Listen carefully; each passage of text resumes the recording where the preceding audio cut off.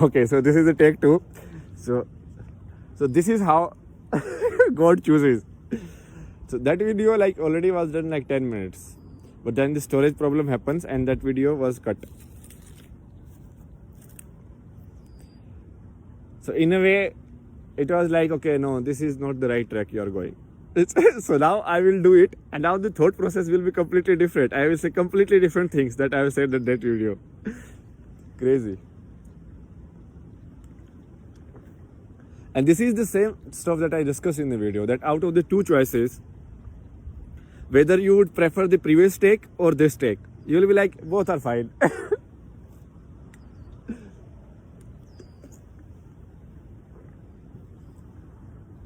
Because words are, as we discussed, words are doesn't matter so much. They are just thoughts.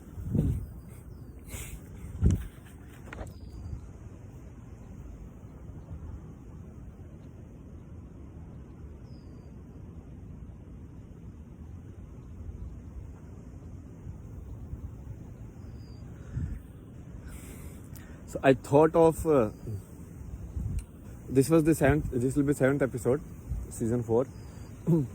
I thought I will discuss about right and wrong, but it seems like that's not the way to go.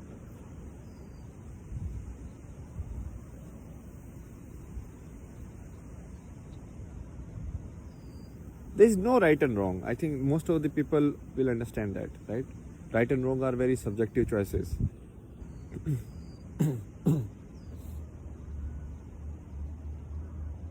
That's the duality model, which we kind of get sucked into most of the times. You will be like, either it is day or is it night? Either it is a body or mind, right? Either it is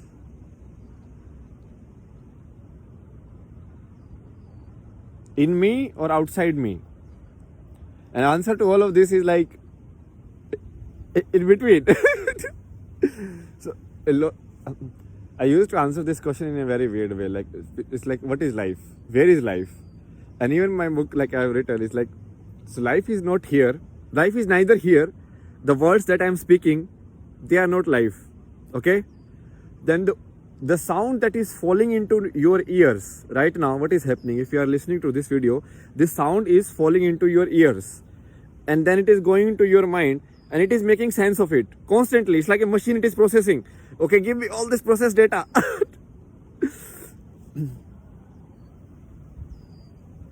So where is life in this entire process?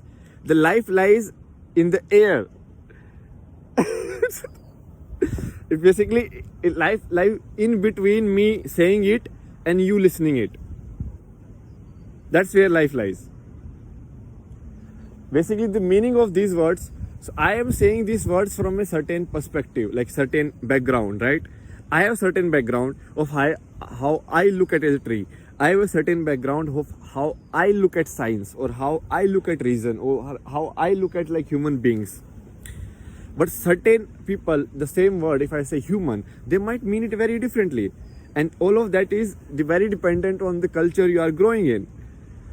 Because culture, the definition of being good and bad, and good human, bad human, is very subjective. In USA, if you are very rich, you are a very good human. You have succeeded. In India, even Mahatma Gandhi was a good human. Or even like this Ramana Maharishi, who did nothing in life in terms of like, what you say, like achievements, right? Like somebody has achievements, like they have most degrees, like they have done BA, B.Arts, medical also, engineering also. So he had no achievements, nothing. Or some people will be like, I can do this music, I can play this music, I can do this, I can do that. That guy has no achievements. Look at Buddha's achievements. What is Buddha's achievement? Living is everything, which is like he was already good in this life and he went away. That was his achievement. What was his achievement? Tell me. Because that is the achievement of knowledge. Achievement of knowledge has no physical significance as of such. Because that knowledge itself implies that you don't want physical gratification. You understand? because you don't want physical gratification. It's you. That knowledge is important for that sense. Like, oh my god, it's raining now. Don't worry, we have umbrella, everything we have in our bag. This time we will record this video. This take will be the right take. Okay. So, where was I?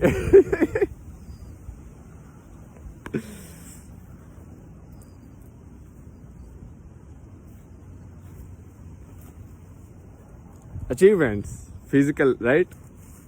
Like,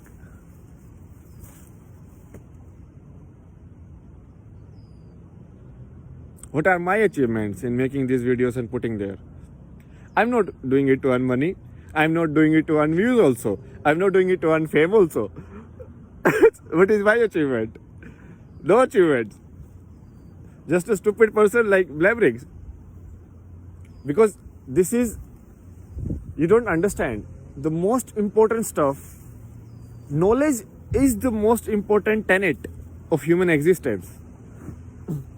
Not the knowledge which is like memory based, you know, the real knowledge about the truth of the life itself, like what is life, what is death, all of that. And it's only one theory. It has been presented to you in a different manner, like Christianity, like the Ramdas mentions, right? It's like the drag is different. What do you mean by drag? Drag is like the clothes are different. It's the same truth, which wore like white clothes, long hair, so it came in form of Jesus. Not just Jesus, like so many people came. Some people just become famous. So you can just say like some people have a certain type of timing. So because of that timing, they become very famous. So if I hit on the right timing here, any of the video can have the potential to go viral.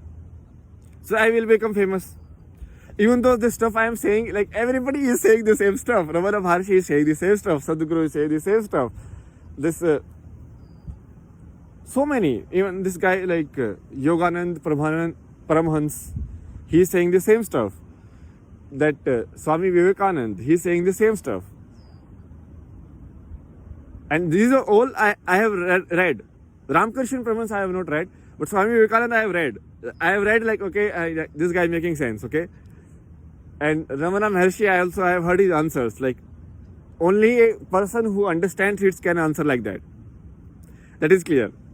And a lot of time you can just, like, I can just tell by looking at the person, like, whether the person is lying or not. Because when you are not lying, there is a sort of like positive energy to it. You are just honest. You are not scared of the words that are coming out of your mouth.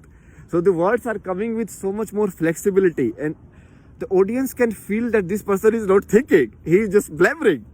He is just saying it. And he is saying as it is coming to his mind. So there is no check post. Because there is no fear.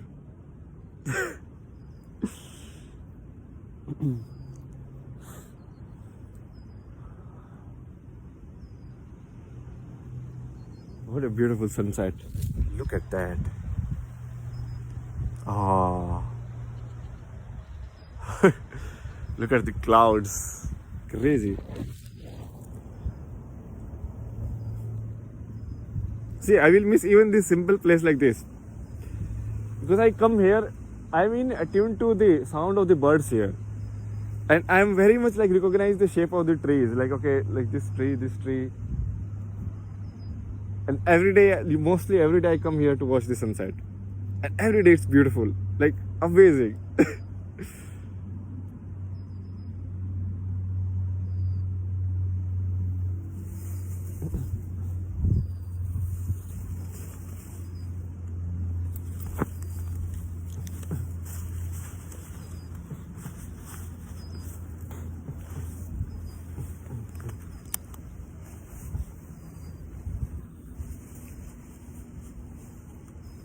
I want to discuss this one story which I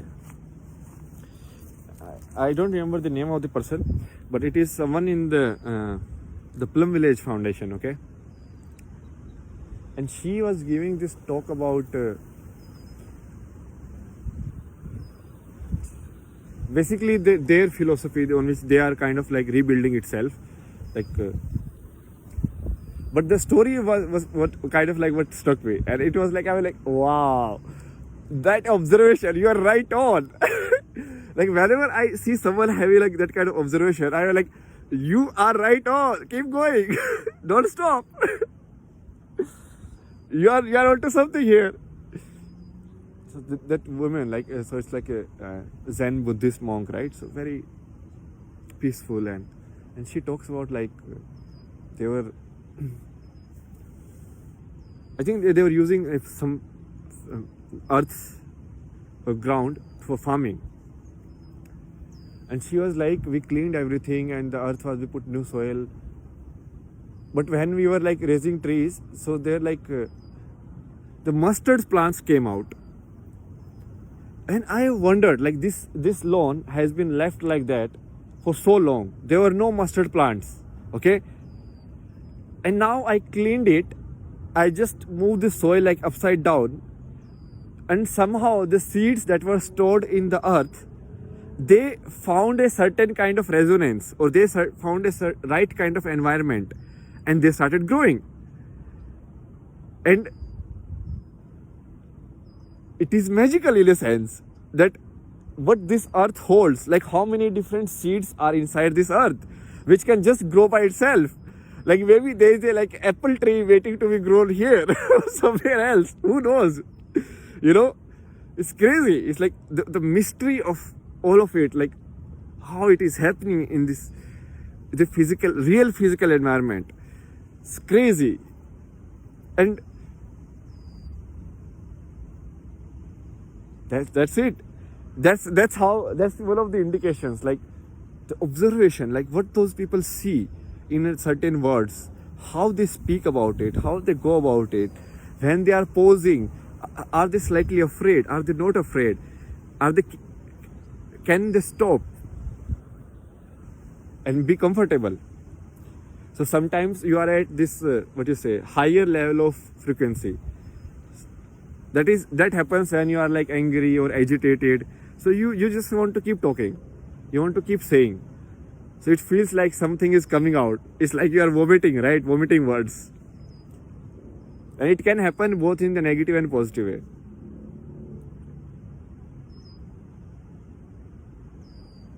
But can you slow down that and just be silent? And like, okay, I stop speaking now. Next 1 minute will be completely silence.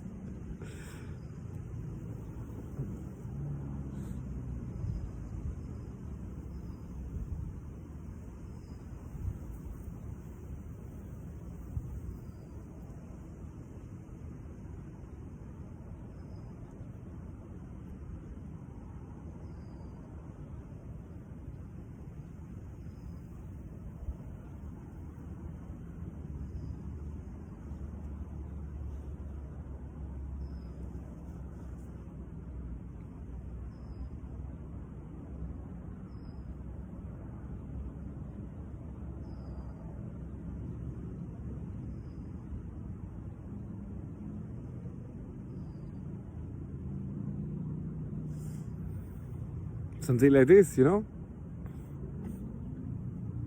So this power, now do you understand like what is the real superpower?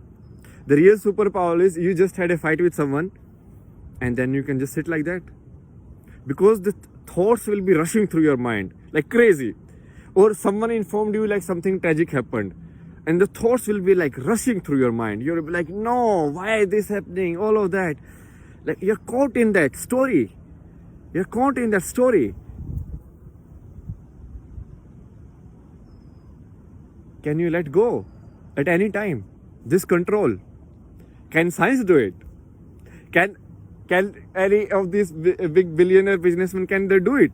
Can they resist the triggers? Do they have the internal, control of resisting these triggers?